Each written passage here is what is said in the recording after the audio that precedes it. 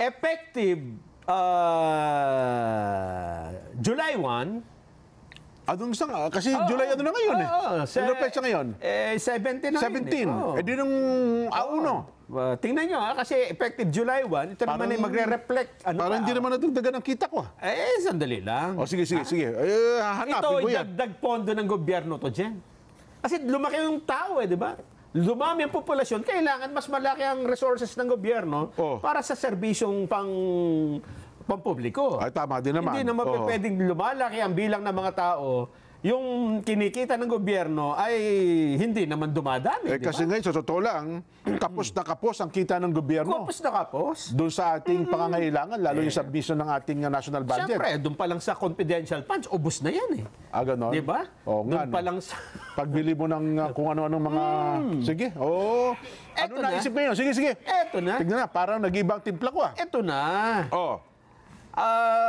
Meron na pong 20% final withholding tax ang mga time deposit at peso bond sa mga bangko sa Pilipinas. Teka. Halimbawa, may deposito ako. Time deposit ito. Time deposit. Oo. Ano ang nila? Yung capital ko o yung kita nung time deposit ko? Eto, basahin natin. Sige. Baka magkamali tayo dito, ha? Baka maghasa ako ng labahan yan. Pinag-aawayan to sa social media ngayon, ha? Ayun ba yun? Maraming mainit ang ulo dito. Pinag-iisip ako ano yung 20% na hinihingi doon ni Ralph Recto. Ang sabi nung marami dyan, ano ba namang klaseng gobyerno ito? Pera ko na nga yun, nasa bangko. Yun na nga. Kakaltasan pa nila. Kaya nga nila time deposit 20%? Eto po, ha? Kinumpirma po ng Security Bank at Union Bank na nagsimula na sila magpataw ng 20% na buwis sa lahat ng long-term time deposits and investments sa unang araw ng buwan, July 1. Okay. Sa ilalim na... Ibig sabihin... anong paliwanag nila dyan? Kung ang isang tao ay may nakalagak na 100,000 pesos sa bangko... Okay. At magkakaroon nito ng kita. Interest. Kasi time deposit na 6,000 sa isang taon, sa kasalukuyang 6% annual interest, yung kasi ang interest okay. Ang ibabawa sa iyo ay 20% nung 6,000, which is 1,200 pesos. Okay. Yun ang mababawa sa iyo. Ngayon sa bago, yun yung dati o ngayon na yung bago? Ito na yung bago. Kasi dati hindi naman pala yung babawasan. Kung 100,000 ang pera mo sa bangko, hindi ang babawasan yung 100,000. Kundi yung tinubo. Yes. Sa loob ng isang taon. Yes. Napakalit na nga lang ng tubo ng pera di ba? Nabinbin na nga dyan Ay, totoo ka. Ganun ba ang tubo yan? Sa 100,000, 6,000 ba sa isang taon? Annual ano yan? Hindi, kanya-kanyang bangko, iba-iba, depende. Kaya nga. Sa time deposit, ito, in example lang nila. Merong 6%, merong 1.5% Oo nga, parang ganun. At saka automatic naman nakikita mo, di ba? Lalo kung ngayon online banking, tumubo yung pera mo ng 50 pesos. Makikita mo doon kung magkano agad ang ibinawas nila Yes, oo. So, ngayon, ang ibabawas na batay sa pahayag ng Secretary Ralph Recto, 20% na. Dati ba magkano? Ang dati, hindi ko lang alam kung magkano ang binabawas. Pero may bawas din. Baka mas malaki 20% ngayon. Kaya pala maraming umaalma. Kaya sabihin ba, kung 1 milyon ang pera mo sa bangko, naka-time deposit, ang tubo niyan magkano? 100,000, 60,000 ba yan? Sa 1 milyon, isang taon? Parang wala naman Kung 6%, ha? Time deposit ang pinag-uusapan. Time deposit ka, di ba? Naka-time deposit. 1 milyon ang pera mo. Naka-time deposit na sabi mo ng 5 years. Di kada taon, ang annual interest nun, magkano? 60,000? Hindi ata. Parang wala pa. Dapat gano'n, kung 6% every year. Tapos patong ng patong pa yon. Meron pang kung tawagin ay compound interest dyan. Tama. Pero gasinong lang yun At saka bihira nagbibigay ng 6% annual. Totoo. Hindi ka umaabot ng 3% o 2% Nako. Kaya pala nag-aalburuto ang ating mga kababayan, Nelson. Nagagalit talaga. 20% tax ipatutupad na ng ilang mga bangko. Oh. Alam mo, sino may panukala niyan? Pinataw na ng Department of Finance? Oo. Alam mo, minsan dati, bilib ako kay Secretary Ralph Recto eh. Kasi magaling sa numero yan eh. Kung ang gusto mo, pagkakakitaan, ano ha? Dati pala, Jen, halo-halo ang interest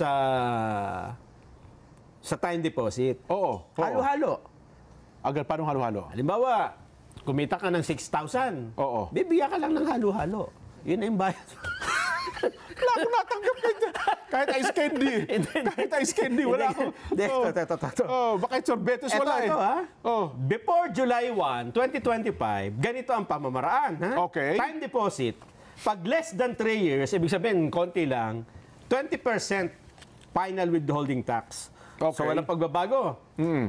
Yung kung 3 years to less than 4 years, 12%. So habang tumatagal pala, bumababa ang interest. 4 years to less than 5 years, 5%. At 5 years or more, exempted from final withholding tax. Ayun. So kung ikaw ay long-term investor, hindi ka naman investor kasi nag-time deposit ka lang na matagal, di ba? Wala kang withholding tax kung 5 years or more. Kaya nga magagalit nga yung iba dahil yung iba ay matagal nang yan ang ginagawa, lalo na kung wala naman trabaho, may mga retiree, di ba? Yes. Binabangko na lang nila kung minsan yun. Tapos kinukuha na lang nila yung tubo. Di ba? Oo. Meron akong kakilala, meron siyang parang 12 million. Time deposit niya, 12 account. Yung tubo niya, kada buwan, yun ang withdraw niya. Oo. Yun lang ang panggastos niya. Pero iwan ko kung effective, kung totoo ba yung ganun. Baka naman kakukwento lang. At tapos sa foreign currency deposit, dati, kung meron kang dollar account, 15% lang. Ngayon, lahat, 20% na. ang kukunin. Na doon sa interest.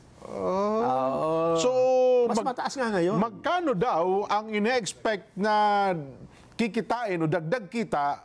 Meron ba silang dyan? May forecast ba sila si Secretary Recto? Kung magkano ang may dadagdag sa kita ng gobyerno kung ito'y kanilang ipatutupad? Wala dito sa ating balita. Wala. Yun ang mahalaga. Para kasi may compute natin. Di ba? Kasi may projection yan eh. Magkano ang ina-expect nilang kikitain sa loob ng isang taon kung ito'y ini-implement.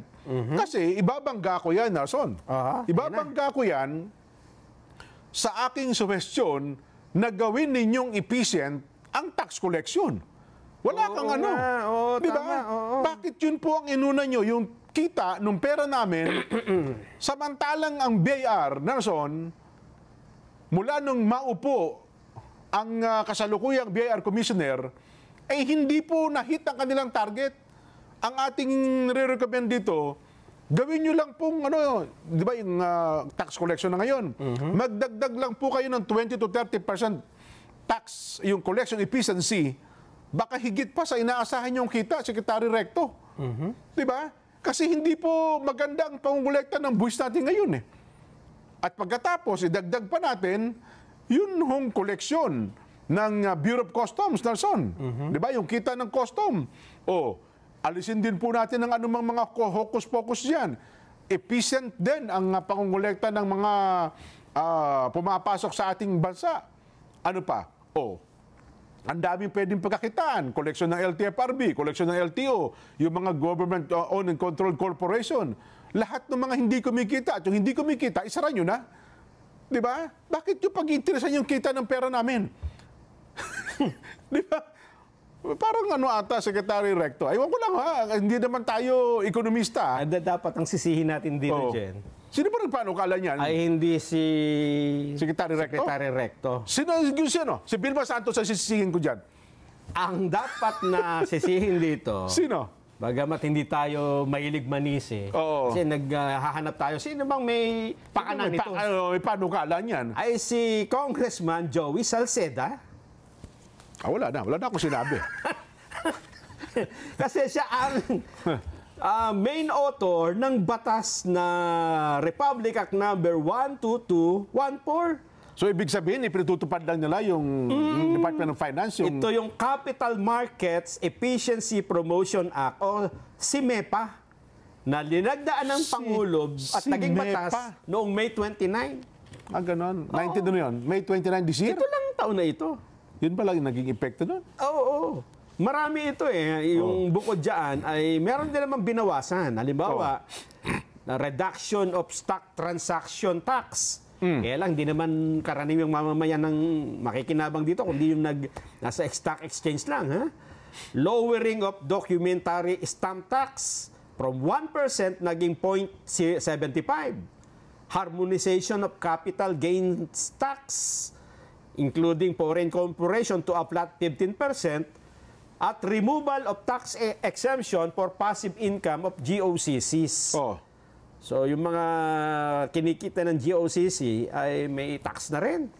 At ito ngang ginawang 20% ang tax flat na sa mga time deposit at sa foreign currency deposit. Nako. Ang kikitain dyan. Pero dyan, magkano na-expect natin?